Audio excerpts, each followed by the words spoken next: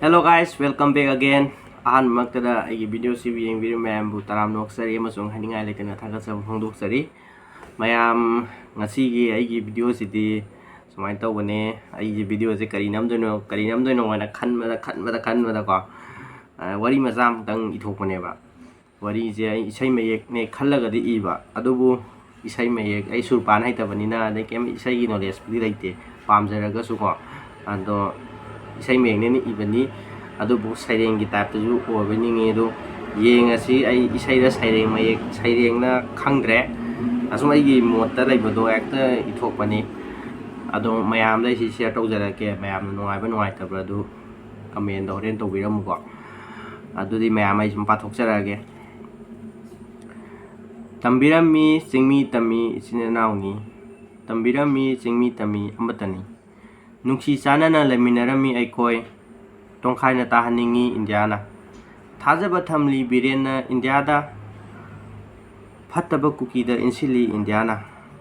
phattaba kuki na sijinari apangba kuki singbu makhoi gi nonglam langda thunanaba nisagi lamda pusinanaba manipur dai tongan tananaba lauri separate administration popi thananaba apangba kuki na thajaba thamli phattaba kuki singda nuksina laminaramba ichinauni khana hali popigi mapuna oiroidaba manglanda tawruba kuki Gian Tanaraba ngangnabada sire kanadabada kuki Gian Tabasing tumina lahali khulai paiba kuki phatabasingna he kuki Gian Taro Kuki mayam sini ai na ngasi asum nungthin da thabak ai tabe zum patha hoina ko thokjabane karigumba aini iribe zum fajabo oiba taragadi mayam na ai viewers sing na comment to biramu like share subscribe to san biramu ko maru ina comment to biramu comment yam na wali ai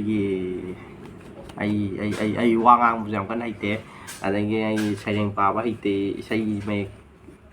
thokjabani ko isai ju pamjabai wani sakpo ko pam ta hibanate adudi mayam matang sai do losinjarage mayam share to biramu